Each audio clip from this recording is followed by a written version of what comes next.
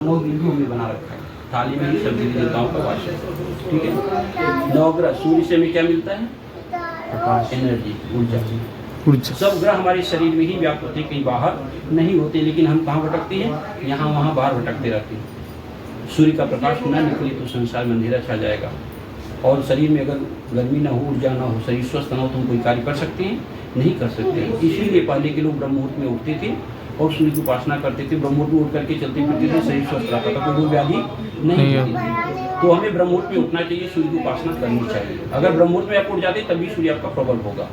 सूर्य उगने के बाद जो है आपको उठना नहीं तो उसके पहले उठ जाना चाहिए, जिससे अनेकों प्रकार के आज रोग व्याधियों से लोग ग्रसित हैं, सिर्फ इसी कारण। इसलिए हम सूर्य की उपासना कराते हैं। चंद्रमा, मन कारक ग्रह। मन हमारा यहाँ पर नहीं लग रहा है, हम बैठे यहाँ पे पूजा में, लेकिन हमारा मन कहीं और जगह भटकने लगता है। अगर एकाग्रचित होकर के हम कोई कार्य करें मन लगा करके, तो ऐसा कोई काम नहीं कि जो काम ना हो। इसीलिए हम मन को कारक ग्रह चंद्रमा बताया गया है। छोटी छोटी बातों पर लड़ाइयाँ, झगड़ा, क्रोध करना, गुस्से करना हो जाते हैं और बनते बनते काम बिगड़ जाते हैं। जितना सूर्य की गर्मी होती है उतना रात्रि की शीतलता होती है। इसीलिए हम चंद्रमा को उपासना करते हैं। जब चंद्रमा प्रबल होता है तो हमें कभी क्रोध नहीं आता, कभी गुस्सा नहीं आता। कितने भी कोई कार्य करते हैं अस्थायी होकर के करते हैं, मन को लगा करके करते हैं और वह कार्य हमारा हमेशा सफल। इसका चंद्रमा कमजोर होता है तो अनेकों प्रकार की दिक्कत परेशानी होती है, उसका कार्य सफल नहीं होता, छोटी छोटी बातों पर लड़ाइयाँ झगड़ा क्रोध करने लगता है।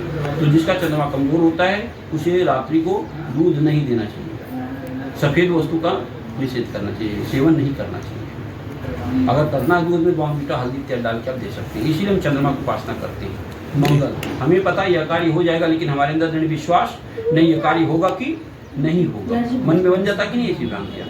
इसीलिए हम मंगल कारक जो है, हम यही भगवान से प्रार्थना करते हैं कि हमारे हर कार्य मंगलमय।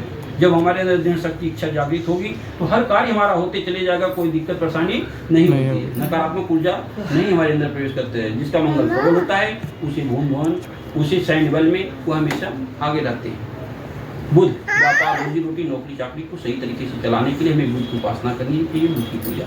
जब बुध प्रबल होगा तो हमें व्यापार में कोई दिक्कत नहीं, नौकरी में कोई दिक्कत नहीं, हमेशा हम आगे बढ़ते चले जाते हैं। आपने देखा होगा कोविड-19 में कितने लोग करोड़पति हो गए, कितने लोग साइड में उसमें से बुध की दशा थी। जिसका बुध प्रबल था वो अच्छे लोग थे, जिसका बुध प्रबल नहीं था वो परेशान। इसीलिए बुध की उपासना करनी चाहिए। गणेश जी को दुर्वाघास चढ़ाया जाता है, इसीलिए पूजा में बुधवार के दिन गणेश जी को दुर्वाघास ले जाके आप चढ़ा सकते हैं। दूघास ना? हाँ, दुर्वाघास यहाँ पे भी नहीं है।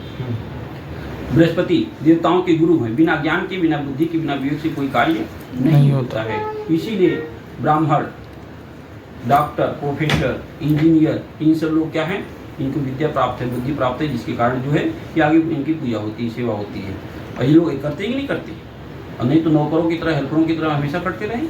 इसीलिए बृहस्पति को प्रबल रखने के लिए भी बृहस्पतिवार का व्रत रखना चाहिए। पति पत्नी दोनों लोग मिलकर के भगवान विष्णु की कुछ नहीं तो आरती कर लें, पूजा ना कर पाए तो आरती मात्र कर लें, जिससे प्रबलता बनी रहेगी। केले का दान कर दें उस दिन, ज़्यादा नहीं तो 2 केले का दान कर सकते हैं आप, लेकिन हम आप करते नहीं।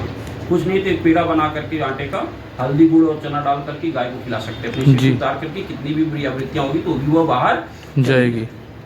इसीलिए वो बृहस्पति की पूजा करनी चाहिए। बृहस्पति प्रबल होता है तो पारिवारिक जो विद्या बुद्धि प्रदान होती है, हमेशा आगे बढ़ती रहती है। शुक्र चरण से संतान की प्राप्ति होती है। आपने देखा होगा कितने लोगों की संतान की प्राप्ति नहीं होती। अगर संतान की प्राप्ति भी हो जाती है तो भी सुखदायी नहीं होते हैं, कष्टदायी हमेशा बने रहते हैं। वो माता पिता के आज्ञाकारी पुत्र नहीं होते हैं। पुण्यम नरकम जायते पुत्र, जो पुत्र वही होता है कि नरक के मार्ग से मुक्ति दिलाने वाले को पुत्र ही कहा जाता है, प्रॉपर्टी लेने वाले को पुत्र नहीं कहा जाता है। लेकिन आज जो है कि ये क्यों? इसी के कारण शुक्र जब प्रबल होगा तो अच्छे पुत्र की हमें प्राप्ति होगी, श्रवण जैसे पुत्र की। और घर कितना बढ़िया क्यों ना हो, लेकिन घर में हम बाहर खुश रहते हैं, सुख शांति से रहते हैं, घर में अंदर एंट्री करते ही हमें क्लेश दिक्कत बढ़ जाती है। इसी के कारण जो है हम शुक्र की उपासना करते हैं। कभी भी जो इलेक्ट्रॉनिक पार्ट्स खराब नहीं होना चाहिए, जो है उसे बनवा के रखना चाहिए। जो खराब है तो उसे बाहर निकाल दो, कबाड़ी घर में नहीं रखने चाहिए। तो इसके कारण जो है शुक्र प्रबल होगा तो आपके घर में सुख शांति समृद्धि होगी, बाहर भी हमेशा होगी। इसीलिए हम शुक्र की उपासना करते हैं। शनि, सभी ग्रहों के राजा हैं शनिदेव। कहते तुम जैसा कर्म करते हो वैसा मैं आपको फल देता हूँ, अच्छे कर्म का अच्छा फल, बुरे कर्म का बुरा फल। इसीलिए शनि जो है पिता ही एक ऐसा है कि जो अपने पुत्र को डांट सकता है, बाकी कोई डांटता नहीं है गलत मार्ग पे, और सब लोग सपोर्ट करते हैं, लेकिन पिता ही है अपने बेटे को गलत मार्ग पे नहीं जाने देता। उसी प्रकार से शनि जो है, जब शनि की दशा चलती है, शनि प्रबल होता है तो वह अपने जो है दंड देता है, दंड दे करके कि कोई गलत काम आगे से आप नहीं करो। करें। इसीलिए शनि की उपासना करनी चाहिए। कुछ नहीं तो शनिवार के दिन पीपल के वृक्ष की परिक्रमा कर लें, मिट्टी लगा लें, या जो पूजा करते हैं तो कर सकते हैं तो करें, नहीं तो ना करें। लेकिन इतना तो कर सकते हैं, पार्क में आप जाते होंगे घूमने के लिए मॉर्निंग वॉक, तो कर सकते हैं। तो इससे शनि प्रबल होगा। जब शनि प्रबल होगा तो आप आगे बढ़ते रहेंगे, आपके बेटा, आपके पुत्र, आपका परिवार हमेशा आगे बढ़ता रहेगा और वो शनि जैसा निर्णय करते रहेंगे। आपके अंदर वो शक्ति होगी जागृत, जिस शक्ति के कारण जो है कि आप जो सही बात है उसको मुंह को बोल के आप चले जाएंगे, चाहे कोई आप किसी से डरेंगे नहीं। जब शनि प्रबल होता है तो न्यायाधीश, जज, कलेक्टर बच्चे बनते हैं।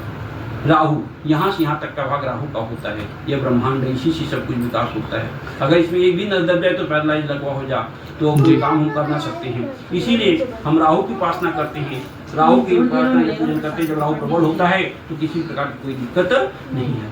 यहाँ से यहाँ तक का भाग केतु का होता है। आपने देखा होगा कि दिनों अंगुलियां कटी, घुटनों में दर्द, कमर में दर्द, पेट में, शरीर में चीरा पड़ा लगा रहता है। क्यों?